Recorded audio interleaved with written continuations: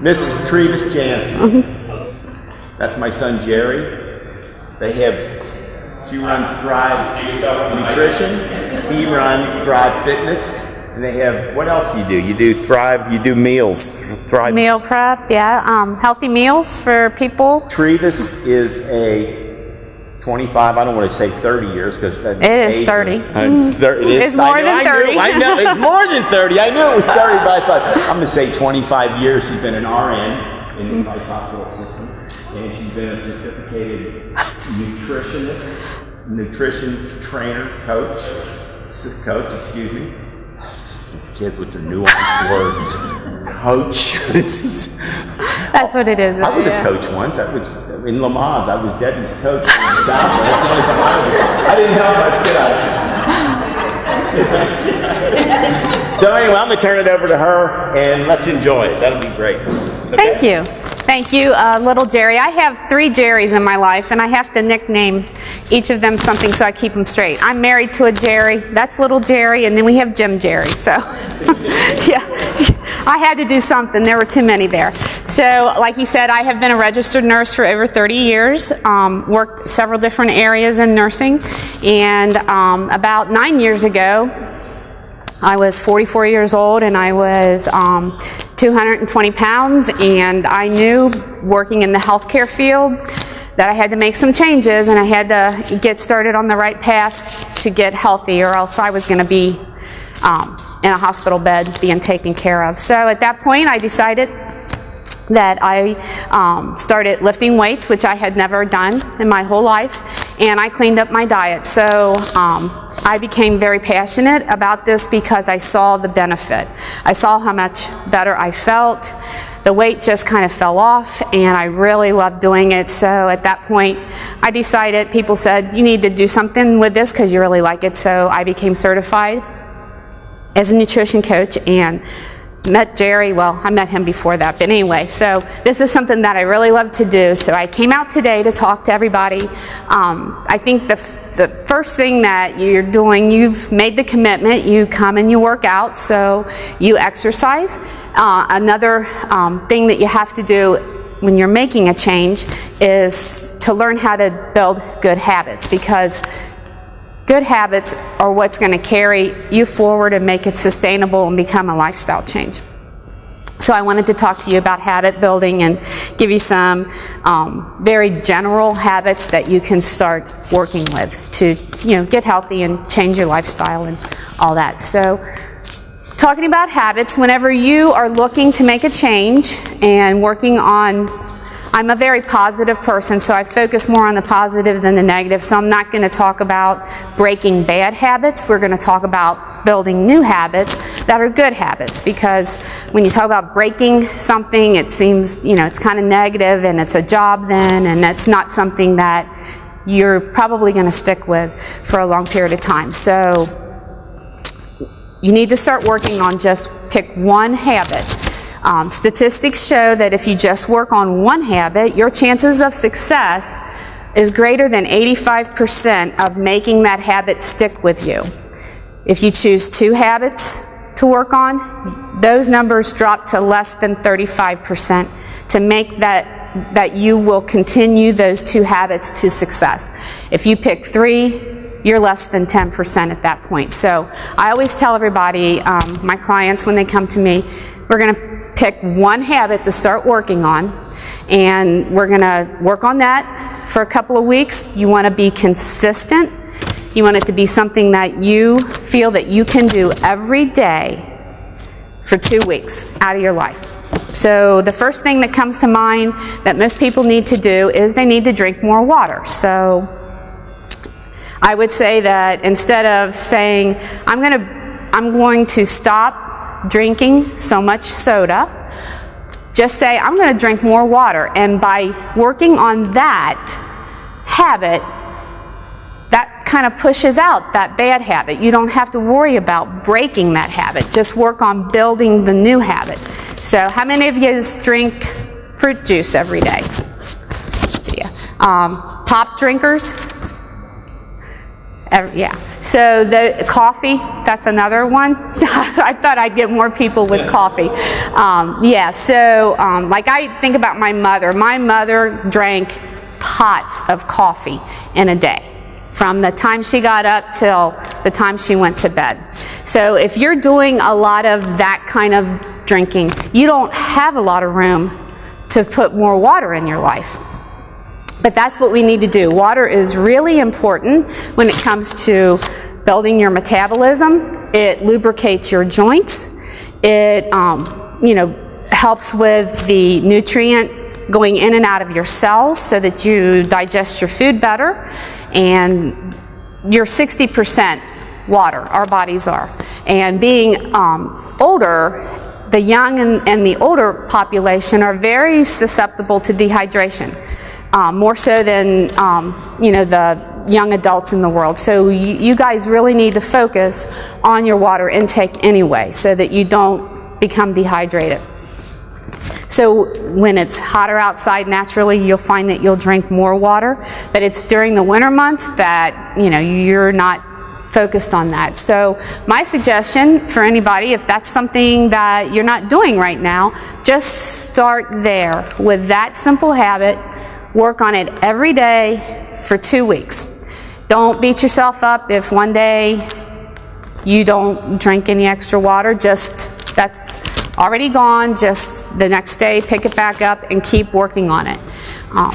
So that's something that everybody can do. The second thing that I think all of us need to focus on is the protein intake in our diet. So if you have, healthy kidneys, not any kind of a liver issue, everybody needs to eat more protein.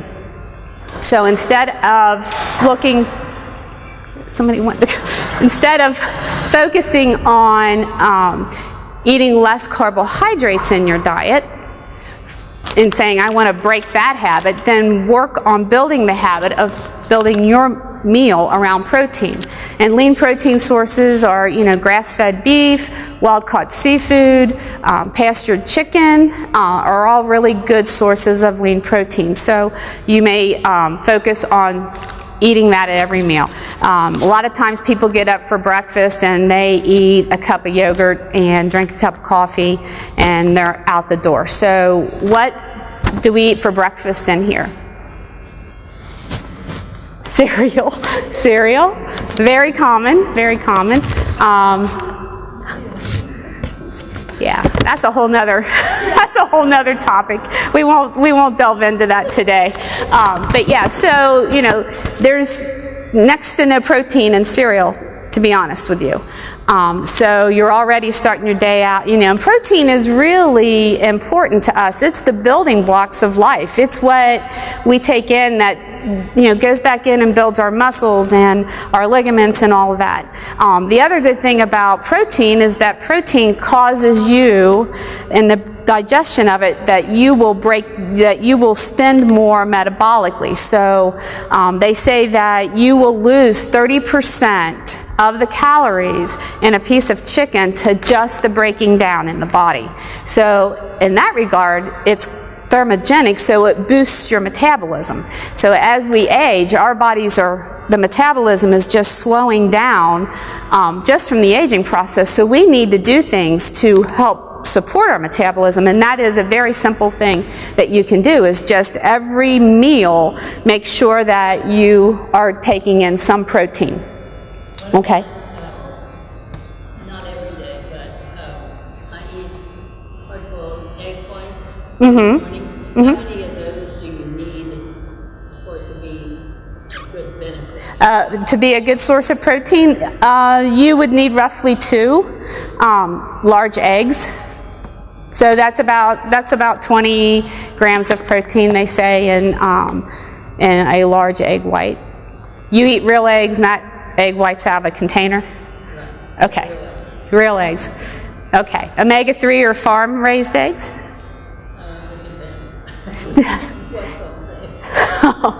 Yeah, farm fresh eggs are, if you can get them from a farmer who's feeding and caring for his chickens correctly and not feeding them a bunch of grain and soy and all that, those are really, really healthy for you.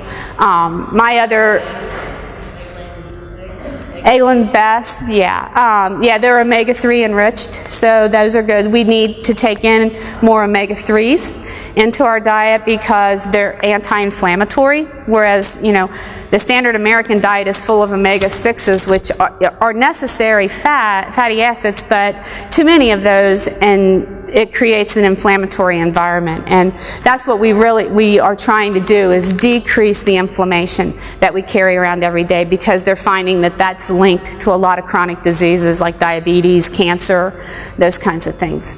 So yeah, that's good. Good question. So focus on your protein at each of your meals. Make that the first thing you look at when you're sitting down or you're preparing your meal, is let me do my protein first. Then the next thing to look at would be vegetables. We all need to eat more vegetables. We don't have enough in our diet. Most people don't like them. There's all kinds of different ways to fix vegetables. That's where we get all of our vitamins and minerals from. So that's always the second thing I look, is make sure that I have a good volume of vegetables in my diet. You should shoot for about 5 servings of vegetables a day. Start with breakfast. A lot of people don't think to put vegetables in their breakfast, but if you're making eggs, scrambled eggs, just throw in some spinach and mushrooms, onions, whatever, peppers, whatever vegetables you like, and you can then get at least 1 serving in with your first meal of the day. So the last last habit that you could work on, which I think everybody needs to look at, is your portion sizes. Here in the United States, man, we eat way too big of portions. So that's something else that everyone needs to focus on. So we'll go over what portion sizes. It's really hard. If you're out, you're not going to be carrying around measuring cups, measuring spoons, a scale. You know, they say eat 4 ounces of chicken. Does anybody know what 4 ounces of chicken looks like off of a scale? So the best thing, you always have these with you, you're not going to lose them, are your hands. Use your hands.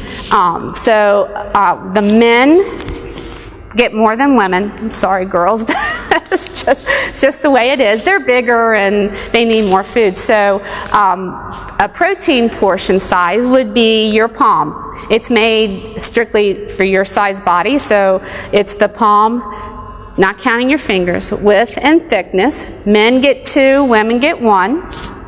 So if you're eating chicken breast, that's how much chicken breast you should be eating.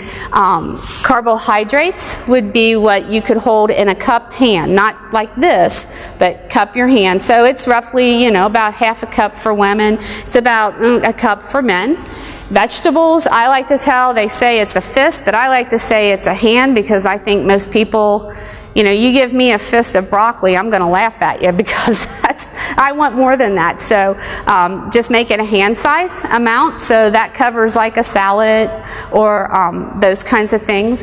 And then any kind of healthy fats, you need to, I'll say that in a minute, but healthy fats would be a thumb size portion of like your cooking oil, or avocado. Nuts would be what you could hold in a closed fist, and you don't want to be able to see the nuts sticking out. Whatever you can close your hand around. So that's your portion sizes. Like I said, men get 2, where women get 1 of all those. So the other thing that I think we all need to do is eliminate the processed food. If you haven't already done that out of your diets, working with Jerry, you need to do that, because that's where a lot of sodium is, that's where bad oils are, that's where you're going to get heart disease started, diabetes, all the sugar they put in that stuff. You need to work that stuff out of your pantry, okay? Don't go home today and dump everything you have bought, but just make it a point that you're going to buy less and less of that each time you go to the store, and stick with whole, real, unprocessed food. You know, like your grandparents had. If you think back and you look at your family pictures, you don't see a lot of overweight people from back in that day. They didn't have all that quick, convenient stuff. They cooked their meals. You know, they made things from scratch, and that way you have control over what's going in there. So that's the other thing that you need, you know, you can start working on, is to get rid of all of that stuff. Real food should rot. I mean, it shouldn't, you should have to go to the grocery store once a week to keep up with what you need to be healthy. And building those kinds of habits and sticking with them, you can make all kinds of great changes in your body. You're going to feel better. Your body composition is going to come into play. It's going to just happen, and it won't feel like it's work and drudgery and something that you can't do. Anytime something feels hard or a burden or deprivation, you're not going to stick with it. And that's the key. You want to stick with these things so that you can, stay healthy and keep coming to Jerry's class and live a long, healthy life. So, anybody have any questions? No? What about frozen vegetables? Are they bad, or should you always get them fresh? I prefer to get fresh just because anytime they freeze, vegetables, you're going to lose some nutrients. Buy locally grown if you can in the summertime. Make sure you use your local farmers, because once they pick fruit off of a tree or pull a vegetable out of the ground, it begins the dying process. So if you're eating something that's traveled 1,500 miles before it's gotten to the local Kroger's and now it's sitting out on the shelf, it's not as nutritious as it is if it's freshly picked. So that's kind of the same thing with a frozen vegetable. My first choice is fresh, to just get fresh produce. You're going to get the most benefit out of that. Second, then frozen, and never eat any vegetables out of a can, honestly. First of all, I don't know what they're floating in that's keeping them from going bad, and I just So frozen is your second choice. Yeah. Okay. How many grams of protein each meal? So the needs of protein is roughly about a gram per kilogram of body weight. So you would take your body weight and divide it by 2.2, and then take in just about a gram of protein per kilogram in each meal. So roughly I shoot for about 20 grams. I think that's a pretty good number. It's not like you're a competitive athlete or lifting really heavy weights or that kind of thing. So 20 grams, you don't have to worry about going for the math stuff. Just generally. Just about 20 grams. Yeah, just and that's pretty much what you're going to get in these portion sizes. How about drinking Boost and some of those? Drinking what? Boost, the Boost. Oh, Boost. I thought you said booze. I was going to say, there's no protein in booze. Did it sound like that? Thank you. That's why I asked him twice. OST. I'm like, now you, My reputation's following me everywhere.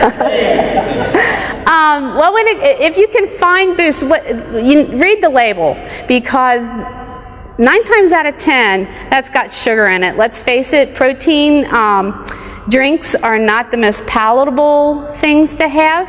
So I would tend to think they're loaded with sugar. So, and that's something that we all need to eat less of also, is sugar. What about fruit? I didn't say a whole lot about fruit. Okay, so fruit, you want to treat fruit as you would a carbohydrate, because fruit has sugar in it.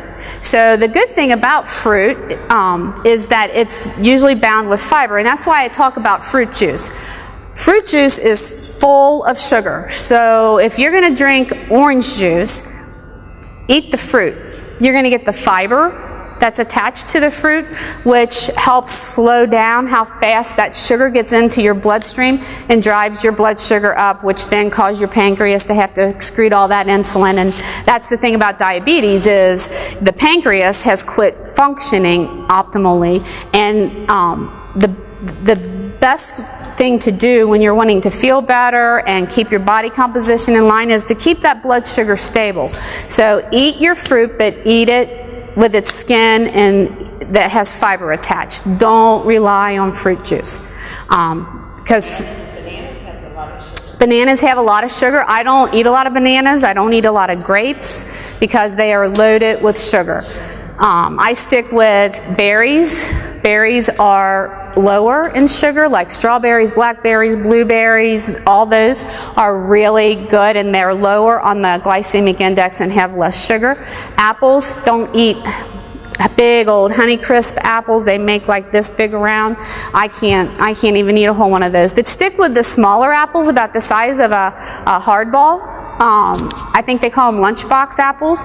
And if you want to eat ones that have less sugar, then stick with the green ones because they have less sugar in them. But just make sure that it's about a hardball size and not those big apples.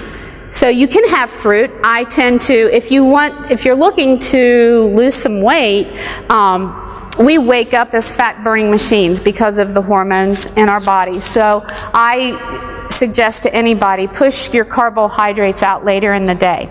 Let those fat burning hormones that naturally drop off as the morning goes on, let that play out. Let your body do what it's meant to do metabolically, and because if you add in glucose too early, it prematurely cuts those fat burning hormones off, and then your body starts looking for sugar because it's easy to burn. It doesn't have to work really to burn that sugar like it does to have to burn fat for fuel. So I personally don't eat carbohydrates till my dinner at night, just because that's where I like to put them. But you know, I would suggest to anybody not to have them before lunchtime. So I wouldn't eat any kind of fruit or starchy carbohydrate for breakfast. Stick with, you know, things that are low in sugar and vegetables. What do you eat for breakfast? I mean, Me? you have eggs every day. I do. I do. I eat eggs every day for breakfast. Eggs got a bad rap put on them years ago. They are one of the healthiest foods. I scramble them in a little coconut oil. Yeah, and you know, we can talk, there's a whole nother talk about all the bad oils out there that people need to stay away from because they're processed, they're man-made, they're not natural oils. So if you are not eating processed food and not taking in those kind of bad oils and not doing a lot of sugar, you don't need to worry about your eggs. The eggs, does that include like egg beaters? Is that No, real eggs. real eggs? Yes, real eggs that God gave us to eat, not man that figured out how to put them in a carton and eat them. But yeah, I eat eggs every day. My husband has eaten 4 eggs every day for over 3 years. He never misses, so yeah. Well, your body makes cholesterol. Did you guys know that? That's a whole nother topic. We make cholesterol. Our bodies do. Cholesterol is not the evil thing that they have made it out to be. So our bodies are wonderful machines, and if you're taking in cholesterol, it has the ability to down-regulate the cholesterol it's making. So if you're taking in cholesterol through your diet, your body's not going to be making cholesterol. It's going to take it in from your food.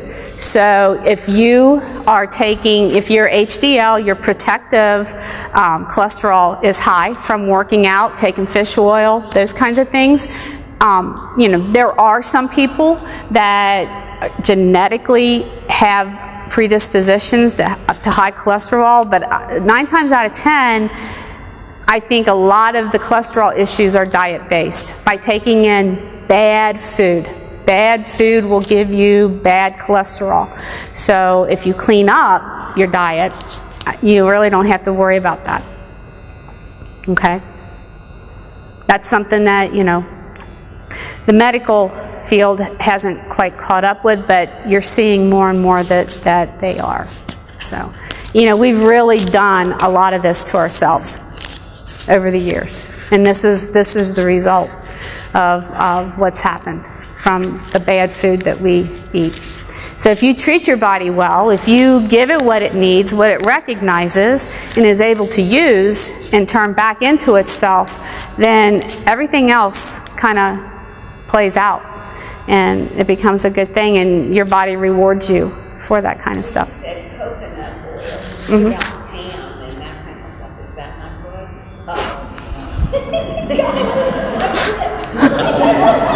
No, this is what we've been told. This is what we've been told. That's the convenience thing. What's easier? To spray? And you can't tell me there's not chemicals in that. there's chemicals in there. Just turn it around and read. Can you even say some of that stuff on the label? So what's easier, to be able to spray your pan or to have to take a paper towel and take coconut oil out and wipe the pan? Think about why they've created that stuff. Because everybody wants things quick and easy. And, you know, I'd rather take the few minutes to wipe my pan with coconut oil than to spray it. Would you speak a little bit about the good oil, coconut oil? I've used it. Okay. Olive oil. Yes. Yes. What about canola oil? No, they can run cars off. They can drive cars off of canola oil. It's made from rapeseed, I know that. Right, and it's heavily processed. So I'll talk quickly about it's the processing that's done it. All the chemicals they use hexane to make canola oil. I don't want to be exposed to that kind of stuff. So good oils to use. You want to look for extra virgin olive oil, cold pressed, okay? Needs to be in a dark bottle, and it needs to not cost you $2 a bottle. You need to pay a little bit for it to make sure that it's good, okay? The other thing is coconut, extra virgin coconut oil, cold pressed. Once again, the thing that with oils is when they put them under heat and refine them is when they become toxic and bad. So that's why you don't eat vegetable oil or corn oil or canola oil, because those are processed under really high heat, and that oxidizes the fatty acids in there, and it turns it rancid. So you want stuff that's cold pressed, that hasn't had any heat put on it. Coconut oil is kind of confusing because they have a refined coconut oil out there. So when you're looking at coconut oil, you want it to be snowy white. You want it to be as white as my jacket and not beige looking. If they have some out that is a little beige and off color, it's refined, it's had heat put on it. So you want to stick with cold pressed, okay? Grass-fed butter is another good thing that you can cook with. I don't use a lot of it, but I do put it on my vegetables because it tastes good. And grass-fed butter has a different fatty acid composition than regular butter, conventional butter, and it's much healthier for you. So they sell grass-fed butter out in the grocery stores now. Put a little, if that's what it takes to get you to eat more vegetables, put a little bit on your vegetables. It's not, it's good for you, and you can't go eat a half a stick every day, but, you can have a little bit. That's better for you than some of that. It's not really butter, I don't know, all that manufactured. I'll tell you a story. I was told one time, I think you probably heard this because you came to the other talk. They said they could take a can of White House paint, take it in and make it yellow, put yellow dye in it, add some chemicals to make it taste like butter, and feed it back to you, and you wouldn't know the difference. If that's the kind of stuff you're wanting to eat, because essentially that's what margarine is. It's man-made out of chemicals. It's not really the real thing. What's that? What about breads? Breads? Okay, we'll talk quickly about breads. All right, that's going to bring me into wheat and grains and all of that. So I'll talk briefly about that. Grains are inflammatory. The grains today are not the grains that our grandparents had many years ago, because the industry has modified them so rapidly to get such a bigger production out of that, because it feeds the masses. When you can, feed them with grains, then it's become genetically modified and it's inflammatory to our bodies. So I'm trying to make this short because I can really talk about this for a long time. You're best to look for a sprouted grain bread, which they do make. Those are, years back when they cut wheat down in the fields, they left it lay out in the sun to dry out and to sprout, and it's better tolerated that way.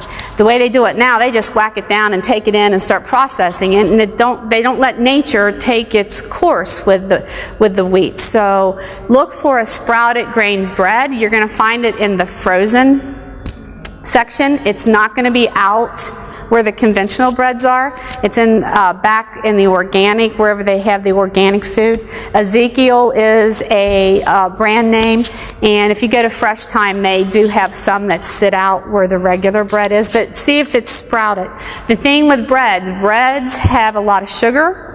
Look at the label. You can't hardly find a whole wheat bread that doesn't have a lot of sugar in it. It doesn't taste good. If it's just whole wheat, it doesn't taste good. People wouldn't buy it. So the industry has, you know, they have to put sugar in stuff to make it palatable, to make you want to eat it. So it says wheat bread on it. It's not necessarily whole wheat. No. There is No. Because most bread is made from wheat. Yeah. I mean, real whole wheat bread doesn't taste good. It doesn't at all. So, you know, bread's a carbohydrate. Like I said, you don't want to like have your diet centered around carbohydrates. So that's not good. It's not good for your body composition. And what do they feed animals to fatten them up? Corn. Grain. Right. So if you eat a lot of that, you're going to fatten up too. It's just the way it is. I was your biggest bread, pasta. I mean, I centered my diet around that kind of stuff, and that's how I got to 220 pounds. I'm certain it wasn't the fact that, you know, I ate a lot. I ate all day long because I was working full time. But, you know, that was a lot of my diet, and, you know, I didn't have a lot of protein and healthy fats in it because that's what people like. I mean, that's what, you know, is satisfying, you know, in your brain, not to your body. Okay. Good questions. Anything else I can? It's just stuff to think about. Yogurt? Okay, well, grass-fed yogurt would be okay if you can find it. Grass-fed dairy I would recommend over any other kind of dairy. Plus full fat. Don't go low fat or skim because then you get in a whole nother realm of chemicals and all that. The problem with yogurt is it has a lot of sugar in it. So you need to read your labels, and you want to look for a brand that has the lowest and I'm telling you, the ones that have fruit in them, how can you not have a lot of sugar in a yogurt if you have fruit in it? So I think your better option would be to buy Greek, first of all, because you got protein. Remember, we're going to focus on protein with all of our meals, so quit eating that other yogurt that's not Greek yogurt, and then add your own fruit so that you can control, and you've got the fiber to counterbalance how fast that glucose is getting into your bloodstream. Okay? Cook them with Crisco shortening. Okay, here we go. I didn't ask that. No. Do you even know what's in Crisco? No. Yeah, you can bake with coconut oil. I do all the time. My grandmother used Crisco by the buckets full.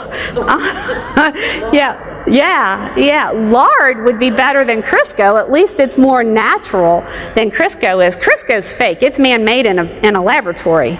I don't even know what's in there. So that when that came out on the market back in the 60s or whenever that was introduced is where butter and all the fat got a bad rap. Because, you know, we now had Crisco. It was touted as being the healthier version. But if you look at what's happened since that came on board and they said, you know, eat more whole grains, less fats, then it is shown in the timeline that that's where over the following years we became overweight and have the obesity and the diabetes epidemic that we're facing today. So no, don't, No. Huh? Yeah. Oh, a pie? Oh, I'm sure there's recipes out there. I don't make pies too often. I believe that you can, though. I can find you a recipe. I haven't made a pie in a while. Yeah, but they're out there. You can almost do, there's more and more books out there, cookbooks that, I was one had Betty Crocker cookbook, The Joy of Cooking cookbook, and now I have nothing but these healthy cookbooks. So I'll find one and I'll give it to little Jerry and he can give it to you. But I'm sure there's a way. You probably have to use coconut oil, and they don't use flour. It's a solid because coconut oil is a saturated fat. Saturated fats are solid at room temperature, so it's solid, but it liquefies very quickly. Like you can put it in your hand and it will melt by your body heat and become liquid. Anyway, I forgot what I was going to say. For pies, there's so much of that artificial sweeteners too. See, that's another. Oh, that's another one. Whole ball game. But how would she sweeten her pies? Honey or maple syrup? What about molasses? Honey or maple syrup first. Molasses would be my third choice. But he can vouch for you. We make all kinds of good things that don't have artificial sweeteners, sugar, any of that kind of stuff. Your flours, like your white flours, you need to stay away from. Use a lot of almond meal flour and coconut flour. It's natural. It's got protein in it. It's got healthy fats in it. And you can make things using that. There's a sequence of a ratio of almond meal flour to coconut flour. It's the same as all-purpose flour. Beef jerky, nice. Does he deliver? Do you deliver beef jerky? Do you have any more left? Can you start? Thank you. Wow. 10 grams of protein. Yeah, beef jerky's good.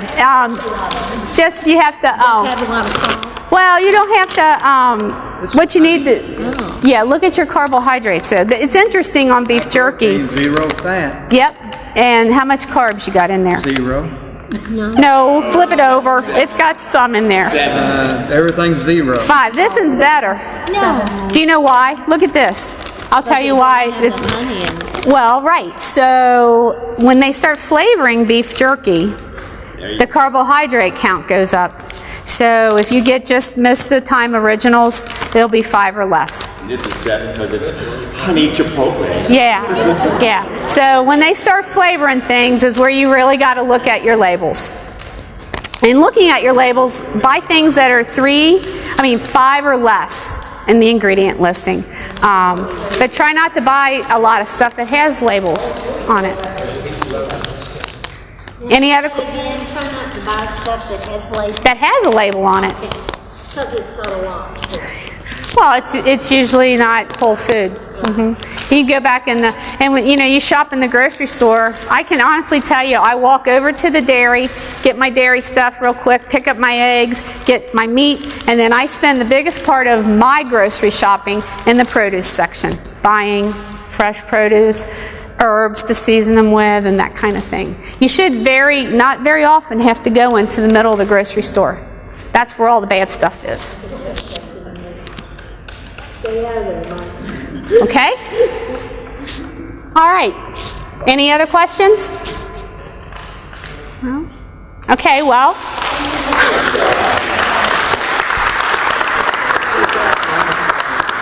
I was going to tell them where to find me. If you have any questions, you can email me or call the gym. You can email me. I have cards if anybody's interested. I can leave some here with my email address on it. But it's Trevis@thriveforstrength.com, and you can email me your questions or anything like that, and I'll try to answer. Okay. Yeah. So, and then the other thing I'd like to say is that we always hold, every 4 to 6 weeks, we do free workshops at Thrive Fitness, usually on a Saturday, where we present different topics. It's open to the public, so feel free to come down and learn stuff and spend some time with us. We're a fun group of people. So.